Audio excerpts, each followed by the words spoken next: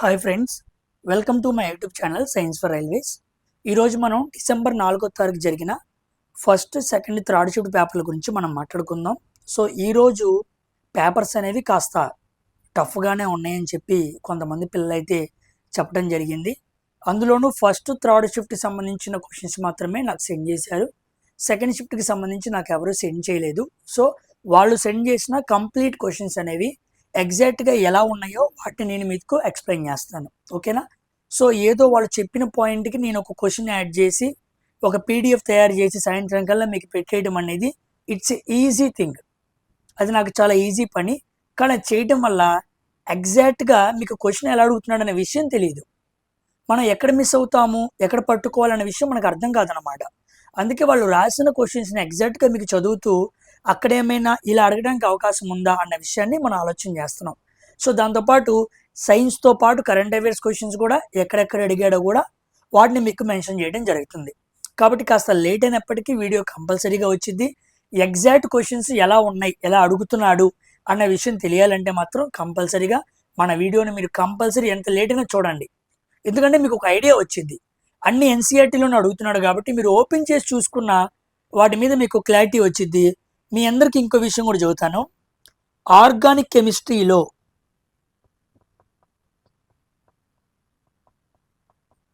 ఇప్పటి వరకు షిఫ్ట్లో అంటే నవంబర్ 27 నుంచి ఈ డిసెంబర్ 4 వరకు ఆర్గానిక్ కెమిస్ట్రీలో క్వశ్చన్స్ అన్నీ ఎక్కడెక్కడ అడుగుతున్నాడో ఆ క్వశ్చన్స్ అన్నీ నేను ఎన్సీఆర్టీ బుక్లో నుంచే మీకు చూపిస్తాను.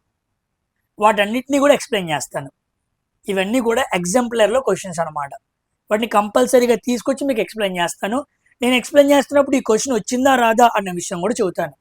కాబట్టి బుక్ను దాటి బయటికి వెళ్ళట్లేదు. ఎవడైతే బుక్ చదువుతాడో, బుక్ మీద అవగాహన ఉండిద్దో, లైన్ టు లైన్ దాని మీద గ్రిప్ ఉండిద్దో వాడికి బిట్ మిస్ అవ్వదు. ఎవరైతే పైపైన చదువుకుంటారో వాళ్ళకి మిస్ అయిపోయింది. కాబట్టి పీవైక్యూస్ ఎవరైతే విన్నారో దాంట్లో చాలా క్వశ్చన్స్ ఎక్స్ప్లెయిన్ చేసాం. ప్రతి ఒక్కరూ కూడా అవి విన్నాము, వాటి వల్లే పెట్టగలిగామని రాస్తున్నారు. అవి కూడా మీకు డైరెక్ట్గా నేను చూపిస్తూనే ఉన్నా. కాబట్టి అందరూ పీవైక్యూస్ చూడండి, వాటిలో మంచి కాన్సెప్ట్ ఉంది. ప్రతి క్వశ్చన్ దగ్గర చాలా ఇన్ఫర్మేషన్ చెప్పుకుంటూ వచ్చాను నేను. అలా కాకపోయినా ఇప్పుడు చెబుతున్న క్వశ్చన్స్ అయినా ఓపెన్ చేసి ఎన్సీఆర్టీ బుక్స్ అయినా చూడండి, అది మీకు బాగా ప్లస్ అయ్యింది. ఓకేనా? సో నేను ఆర్గానిక్ కెమిస్ట్రీ మీద ఒక వీడియో చేస్తాను, వాటి మీద ఈక్వేషన్స్, యాసిడ్ బేస్ మీద కూడా నేను ఈక్వేషన్స్ చేస్తాను. ఓకేనా? కాస్త టైం దొరకట్లేదు. టైం దొరికితే కంపల్సరీగా ఒకటే రోజు 2-3 వీడియోలు వదిలేస్తా. ఓకేనా? అవన్నీ కూడా ఎగ్జామ్స్లో బాగా అడుగుతున్న కాన్సెప్ట్స్, అవి గుర్తుపెట్టుకోండి. ఇక ఆలస్యం చేయకుండా మనం వెళ్ళిపోయి ఈరోజు ఏ క్వశ్చన్స్ ఉన్నాయో వాటిని చూసేద్దాం మనం. First question, today morning shift questions. Mass number అడిగాడు. So mass number is equal to protons plus neutrons అనమాట. సింపుల్గా ఎక్స్ప్లెయిన్ చేస్తాను చూడండి. తర్వాత బైనరీ ఫ్యూజన్. బైనరీ ఫ్యూజన్ అంటే మనకి ఏం ఎగ్జాంపుల్ వచ్చింది? అమీబా ఎగ్జాంపుల్ వచ్చింది. దాంతోపాటు లీష్మేనియా కూడా వచ్చింది అనమాట.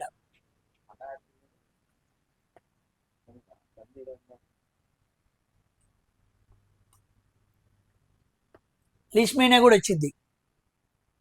ఓకేనా? అమీబా ఏమో ఎనీ టైప్ ఆఫ్ ప్లేన్ ఎలాగైనా గీయచ్చు. లీష్మేనియా ఏమో లాంగిట్యూడినల్ ప్లేన్. ఇది మనం ఆల్రెడీ మాట్లాడుకున్నాం. One question from lens. Lens గురించి మనం చెప్పిన కాన్సెప్ట్ వింటే ఎన్ని ప్రాబ్లమ్స్ మనం సాల్వ్ చేసామో అవన్నీ దాంట్లో చాలా క్వశ్చన్స్ ఉన్నాయి. దానికి తోడు రీసెంట్గానే లెన్స్ మిర్రర్ మీద కండిషన్స్ అన్నీ క్లియర్గా, నోటేషన్స్ అన్నీ క్లియర్గా అర్థమయ్యేలాగా వీడియో చెప్పాను. One question from mirror. ఇవి వస్తూనే ఉన్నాయి. HCl plus hydrogen carbonate reaction which gas will release అన్నాడు. ఇదిగోండి, ఇది యాసిడ్, ఇది హైడ్రోజన్ కార్బోనేట్. నిన్నే మాట్లాడుకున్నాం. NaHCO3 HCl, CO2 gas release అయ్యిద్ది.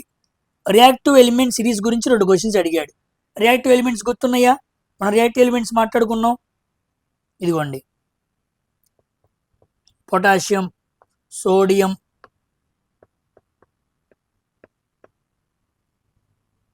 Calcium, magnesium, aluminium, iron, zinc, lead, tin, మధ్యలో hydrogen, copper, Hg, Ag, Au, Pt. These are all very important. ఓకేనా? ఇలాంటి వాటి మీద అడుగుతున్నాడు. స్టేట్మెంట్స్ లాగా అడిగాడు అనమాట. సెక్షువల్ రీప్రొడక్షన్ నుంచి ఒక క్వశ్చన్ వచ్చింది. ఓకే, ఒక స్వేచ్ఛాపతన ఆబ్జెక్ట్ అంటే ఫ్రీ ఫాలింగ్ బాడీ పైనుంచి కిందకి పడుతుంటే దాని పొటెన్షియల్ ఎనర్జీ ఎలా ట్రాన్స్ఫర్ అయింది, ఇది మనం మాట్లాడుకున్నాం. పొటెన్షియల్ ఎనర్జీ కిందకు వస్తున్నప్పుడు వస్తువు పైనుంచి స్వతహాగా స్వతంత్రంగా కింద పడుతున్నప్పుడు పొటెన్షియల్ ఎనర్జీ కైనెటిక్ ఎనర్జీగా మారింది అనమాట. టోటల్ ఎనర్జీ కాన్స్టెంట్గా ఉండాలి కాబట్టి పిఈ కేఈగా కేఈ పిఈగా సందర్భాల్లో మారుతూ ఉండిద్ది. ఇప్పుడు పైనుంచి కిందకి పడుతుంది కాబట్టి పిఈ కేఈగా మారింది అనమాట. యావరేజ్ స్పీడ్ మీద క్వశ్చన్ అడిగాడు. ఎలక్ట్రిసిటీ మీద కరెంట్ ఈజ్ ప్రపోర్షనల్ టు దాని మీద అడిగాడు. కరెంట్ దేనికి ప్రపోర్షనల్గా ఉండిద్ది, వోల్టేజ్కి ప్రపోర్షనల్గా ఉండిద్ది. ఓవరాల్గా మీ యూట్యూబ్ క్లాస్ వల్ల సైన్స్ క్వశ్చన్స్ ఇదిగోండి 23 క్వశ్చన్స్ చక్కగా ఆన్సర్ చేయగలిగాడు. 20 ఎబో పెట్టారంటే మంచిగా పెట్టినంటే, ఓకేనా. అది తప్పు లేకుండా పెట్టామని అందరూ అంటాం కాదు, తప్పు లేకుండా పెట్టుకోవాలి. మన కళ్ళే మనల్ని పడేస్తాయి అన్నమాట. నెక్స్ట్ మిలిటరీ ఎక్సర్సైజ్ మీద క్వశ్చన్ అడిగాడు. సో మిలిటరీ ఎక్సర్సైజెస్ కంపల్సరీగా ఒక 30-40 నిమిషాలు వీడియో ఉండిద్ది యూట్యూబ్లో, చూసేయండి. అది కనపడంగానే దాన్ని ఆ రోజు అవగొట్టేయాలి. ఎన్విరాన్మెంట్ మీద ఒక 30 నిమిషాలు వీడియో ఉండిద్ది, చూసేయండి. ఎంఏఎస్ అడుగుతున్నాడు, దాని మీద చూడండి. బడ్జెట్ మీద ఒక వీడియో చూడండి. 3 గంటలు కరెంట్ అఫైర్స్ పెట్టుకుని చూసేసుకోవడమే. ఒక బిట్ కావాలి అంటే మాత్రం నువ్వు ఇలా యుద్ధం చేయాల్సిందే, తప్పదు. కరెంట్ ఎకానమీ వాల్యూస్ మీద క్వశ్చన్ అడిగాడు. 2 సమ్మిట్స్ అడిగాడు. చెస్ మీద క్వశ్చన్ అడిగాడు. రైఫిల్ షూట్ మీద క్వశ్చన్ అడిగాడు. ఖేలో ఇండియా, సో ఖేలో ఇండియాలో వింటర్ గేమ్స్ ఉన్నాయి, యూనివర్సిటీ గేమ్స్ ఉన్నాయి, పారా గేమ్స్ ఉన్నాయి, యూత్ గేమ్స్ ఉన్నాయి. ఇవన్నీ ఎక్కడ జరిగినాయి, వీటి మొదటి రాష్ట్రాలు ఏంటి, ఇవన్నీ చదువుకోవాలి. కరెంట్ పాలిటీ మీద క్వశ్చన్, పిఎం పథకాల మీద క్వశ్చన్, ఇవి కరెంట్ అఫైర్స్ అనమాట ఫస్ట్ షిఫ్ట్లో. సో బ్రో సైన్స్లో ఏటీపీ ఎక్కడ ఉత్పత్తి అవుతుంది అన్నాడు. ఏటీపీ ఎక్కడ ఉత్పత్తి అయింది, మైటోకాండ్రియాలో కాకుండా ఇంకో చోట కూడా ఉత్పత్తి అయింది ఏటీపీ. కామెంట్ సెక్షన్లో రాయండి ఎక్కడ ఉత్పత్తి అయిద్దో, ఓకేనా. మైటోకాండ్రియాలో ఏటీపీ ఉత్పన్నమైంది, ఏరోబిక్ రెస్పిరేషన్ జరిగిద్ది, విల్ గెట్ ఏటీపీ. అది కాకుండా కణంలో మరొక భాగంలో కూడా ఏటీపీ ఉత్పన్నమైంది. అది దాని గురించి నేను రీసెంట్గానే మాట్లాడాను. దేంట్లో ఉత్పన్నమైందో చెప్పండి బ్రో. సైన్స్లో ఏటీపీ ఎక్కడ ఉత్పత్తి ఉందని అడిగాడు. ఓకే, అవాయు శ్వాసక్రియలో జంతువుల్లో ఏం ఉత్పత్తి అవుతుంది అన్నాడు. అవాయు శ్వాసక్రియ అన్నాడు అంటే ఎనైరోబిక్ రెస్పిరేషన్.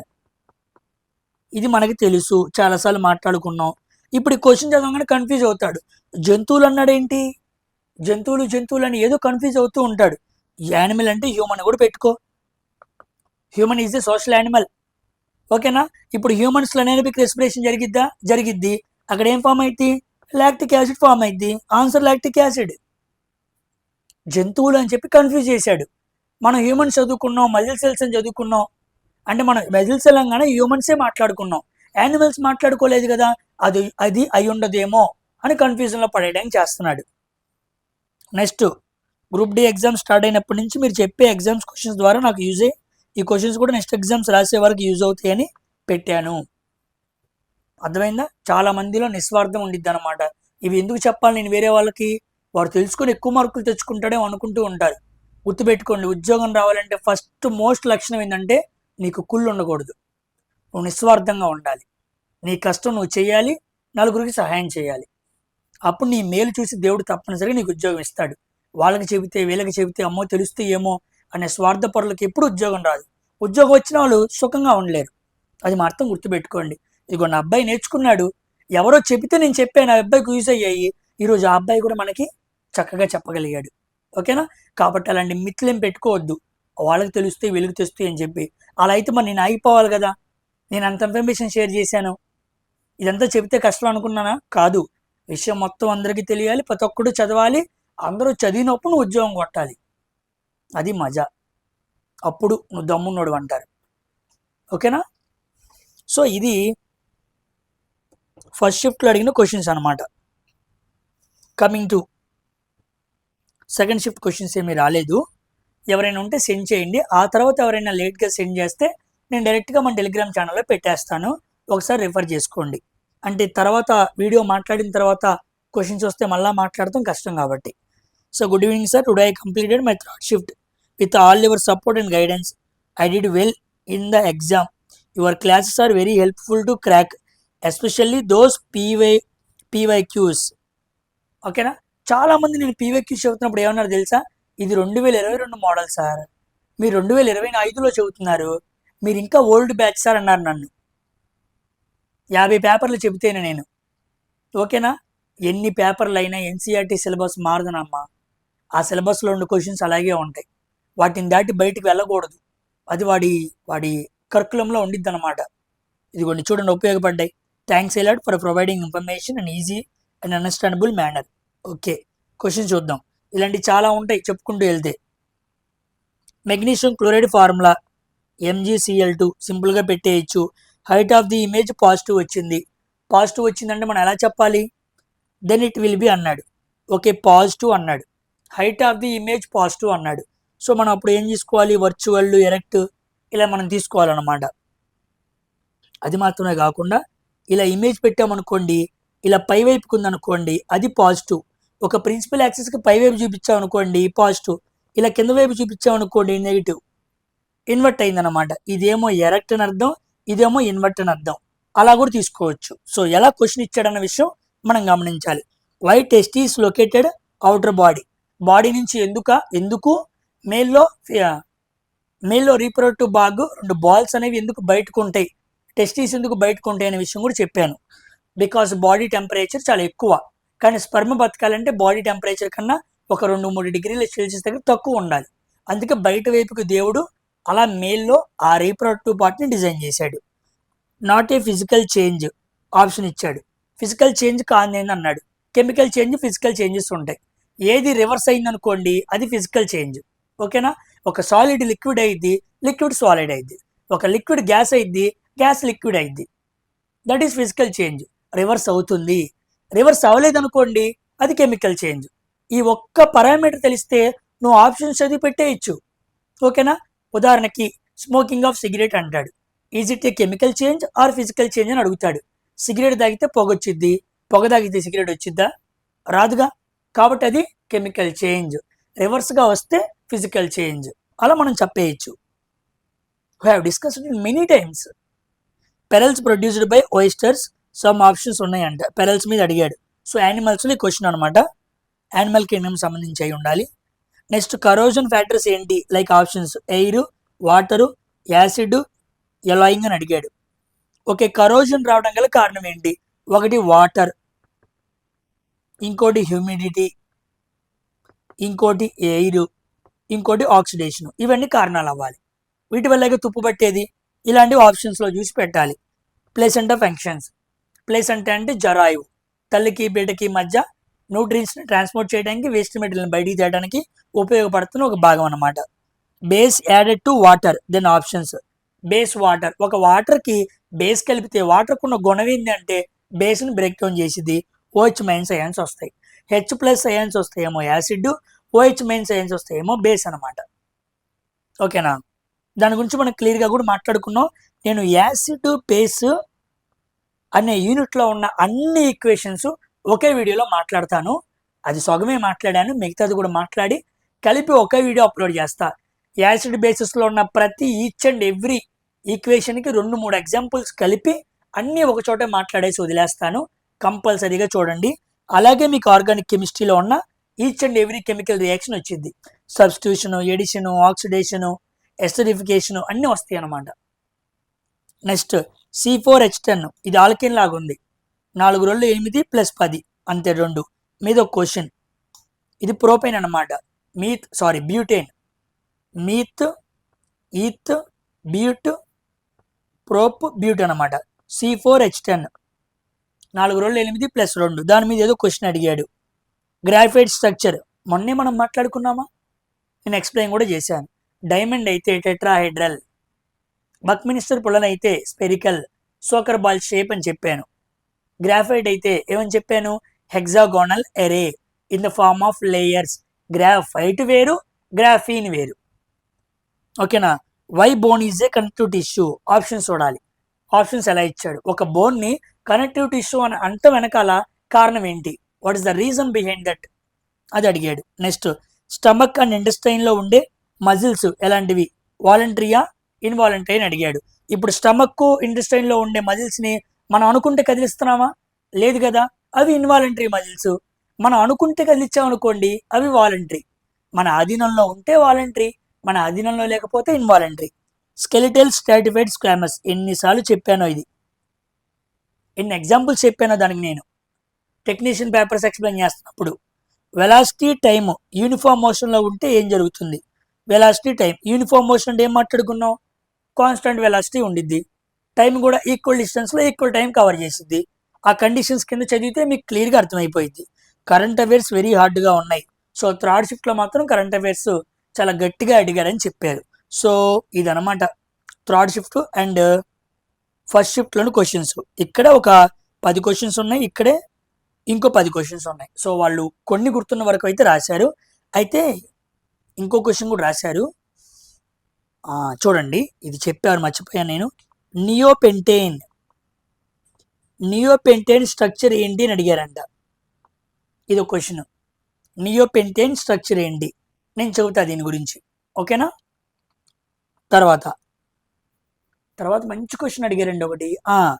మెరిస్టమాటిక్ టిష్యూస్లో నేను ఎక్స్ప్లెయిన్ చేస్తున్నప్పుడు వ్యాక్యూల్స్ ఉండవు అని చెప్పాను, ఎందుకు ఉండవో కూడా చెప్పాను. కానీ ఈరోజు క్వశ్చన్ ఏమి అడిగారు తెలుసా? మెరిస్టమాటిక్ టిష్యూస్లో వ్యాక్యూల్స్ ఎందుకు ఉండవు, మనం మాట్లాడుకున్న పాయింటే అడిగారు, ఓకేనా? నా పీవైక్యూస్ కాన్సెప్ట్ విన్న వాళ్ళకి కంపల్సరీగా క్వశ్చన్ ఐడియా ఉండిద్ది. మెరిస్టమాటిక్ టిష్యూస్లో వ్యాక్యూల్స్ ఉండవు. ఎందుకు వ్యాక్యూల్స్ ఉండవు? వై? ఎందుకు అంటే మెరిస్టమాటిక్ టిష్యూస్ అంటే డివిజన్ జరగాలి, సెల్ డివిజన్ జరగాలి, గ్రోత్ని ప్రమోట్ చేసే టిష్యూస్ని మెరిస్టమాటిక్ టిష్యూస్ అంటారు. దీంట్లో మనకి ఎపికెల్, ఇంటర్కాలరీ, మెరిస్టమ్, లేటరల్, ఇలా మనం 3 మాట్లాడుకున్నాం. కాబట్టి గ్రోత్ని ప్రమోట్ చేయాలి కాబట్టి వాటిలో ఎక్కువ వ్యాక్యూల్స్ ఉన్నాయనుకోండి, దాని పని కాదనమాట. కాబట్టి గ్రోత్ని ప్రమోట్ చేయడానికి డిజైన్ చేయబడిన టిష్యూస్లో వ్యాక్యూల్స్ ఉండకూడదు, ఓకేనా? అది క్వశ్చన్ అడిగాడు. Next, satellite revolving around the earth, భూమి చుట్టూ తిరుగుతున్న శాటిలైట్ గురించి ఏదో క్వశ్చన్ అడిగారు అన్నాడు. మాటల్లో అబ్బాయి కెప్లర్ అన్నాడు. బహుశా కెప్లర్ లాస్ ఉంటాయి అన్నమాట, వాటి గురించి సంథింగ్ ఏమైనా అడిగాడేమో, వాటి గురించి కూడా నేను టచ్ చేస్తాను. టచ్ చేసి చిన్న సింపుల్గా ఒక 5-10 నిమిషాల్లో మీకు చెబుతాను. సో నేను నియో ప్రింట్ స్ట్రక్చర్ చెప్పాలి, శాటిలైట్, ఈ కెప్లర్ లాస్ గురించి కాస్త ఇవ్వాలన్నమాట. ఇవి అడిగాడు. ఏ కాన్సెప్ట్ టచ్ చేస్తున్నాడో అవి మనకి ఎప్పుడైనా పీవైక్యూస్లో బాగా డిస్కస్ చేసుకోకపోతే నేను కంపల్సరీగా వాటి మీద సెపరేట్గా వీడియో చేస్తున్నాను. సో కరెంట్ అఫైర్స్ అనేవి ఆర్మీ ఎక్సైఎస్, ఇండెక్సెస్, ఎన్విరాన్మెంట్, ఇలాంటివి మారుతున్న క్వశ్చన్స్ వింటూనే ఉండాలి. అర్థమైందా? 2 రోజులకు నిలబెట్టుకో, ఫుల్గా చదివి పారేసాయి. అడ్డా 247లో మెటీరియల్ డౌన్లోడ్ చేసుకో, దానికి జిరాక్స్ ఇచ్చుకో 30 రూపాయలు పెట్టి, కింద పైన పడేసి నలగొట్టేదాన్ని. క్వశ్చన్ అదే దొరికిద్ది, ఎందుకు దొరకదు? 5 రోజులు గడిచిన తర్వాతైనా క్వశ్చన్ మనం చేత కాదు, మనం పెట్టలేము అనకూడదు. మన ప్రయత్నం మనం చేయాలి. ఒకవేళ ఎంత చేసినా దొరకలేదు అనుకోండి, అది వేరే విషయం, పక్కన పడేసాయి. మన ప్రయత్నం లోపం ఉండకూడదు. కాబట్టి గట్టిగా చదవండి, ఓకేనా? పేపర్ ఎంత గట్టిగైనా రాని, దాన్ని తొక్కి అవకాలు వేయాలి. ఆ కాన్ఫిడెన్స్ నీళ్ళు రావాలి. అంతేగాని రోజులు పెరిగిపోతున్నాయి, మంచి క్వశ్చన్స్ అని అడిగేస్తున్నారు, అమ్మో నాకు కష్టమైనవి వస్తాయేమో అని డైలమాలో పడిపోయి డిప్రెషన్లోకి వెళ్ళిపోయి నువ్వు పాడు చేసుకోవద్దమ్మా. చాలామంది అదే నాకు ఫోన్లు చేసి ఇవే అడుగుతున్నారు, మెసేజ్లు ఇవే చేస్తున్నారు. ప్లీజ్ అలాంటివి చెయ్యొద్దు. నువ్వు కష్టపడి చదివితే కంపల్సరీగా నీకు యూనివర్స్ మొత్తం సాయం చేసిద్ది, ఓకేనా? నీకు ఉద్యోగం రాకుండా ఎవడూ ఆపరు. ఇలాంటి ఎక్కువ ఆలోచనలోకి వెళ్ళమాక, ఉన్నది ఉన్నట్టు నేర్చుకో, మంచిగా ప్రిపేర్ అవ్వు. కంపల్సరీగా నేను చెప్పినట్టు ఆ యాసిడ్ బేసిస్ మీద, ఆర్గానిక్ కెమిస్ట్రీ మీద, ఫంక్షనల్ గ్రూప్స్ మీద మోస్ట్లీ రేపు సాయంత్రానికి ఆ వీడియోస్ అనేవి మ్యాక్సిమం అందజేస్తాను, ఓకేనా? కాస్త హెల్త్ ఇష్యూ వల్ల ఎక్కువగా మాట్లాడలేకపోతున్నాను, అందుకే లేట్ అవుతుంది. కంపల్సరీగా అందజేస్తాను. మంచిగా చదువు, ఓకేనా? నెక్స్ట్ వీడియోలో కలుద్దాం. బాయ్. నెక్స్ట్ ఎగ్జామ్స్కి ఎవరైతే ఎగ్జామ్స్ రాస్తారో డిసెంబర్ 5వ తారీఖు, త్వరగా యాజ్ సూన్ యాజ్ పాసిబుల్ చక్కగా నీట్గా టెలిగ్రామ్లో రాసి ఇలాగే పెట్టండి, ఓకేనా? నెక్స్ట్ షిఫ్ట్లో వాళ్ళకి ఉపయోగపడతాయి. Thank you.